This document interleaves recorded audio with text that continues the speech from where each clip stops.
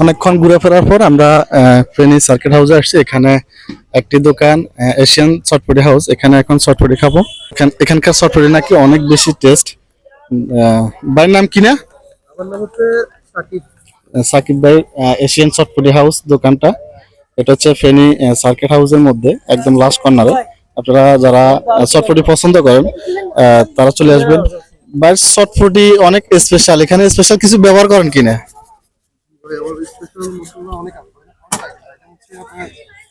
সবাই আর সবকিছু দেয় না তো ভাই। ও আচ্ছা আচ্ছা, আমার আপনার ভালো হইলে বা খরচ একটু দিলে যেকোনো কিছু ভালো হয়। আচ্ছা, আমরা একটু খাবো, তারপরে রিভিউটা পরবর্তীতে দিব। তাহলে নিয়ে আসেন। এখন দেখা যাচ্ছে, হ্যাঁ ঠিক আছে, সবাইকে দেখা যাচ্ছে। আর আসলে আমি তো আমার ফ্ল্যাশ লাইট জ্বালাতে ভুলে গেছি, তাহলে তো হতো। এখন কারো লাগতো না আর। এখন ঠিক আছে।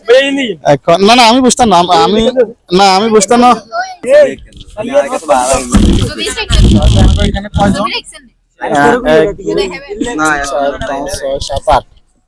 আচ্ছা আমি বলে দিই কেন, আমারটা হলো চটপটি, ফুচকা না।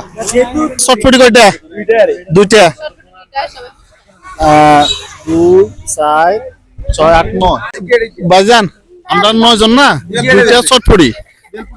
দুইটা চটপটি আর হচ্ছে 7টা ফুচকা, কেমন? দুইটাই চটপটি 7টা পিজ্জা। হ্যাঁ, সবাই মিলে বসে আছে এবং অগির আগ্রহী এখানে বসে আছে চটপটি ফুচকা খাওয়ার জন্য। সর্বশেষ আমিও বসলাম।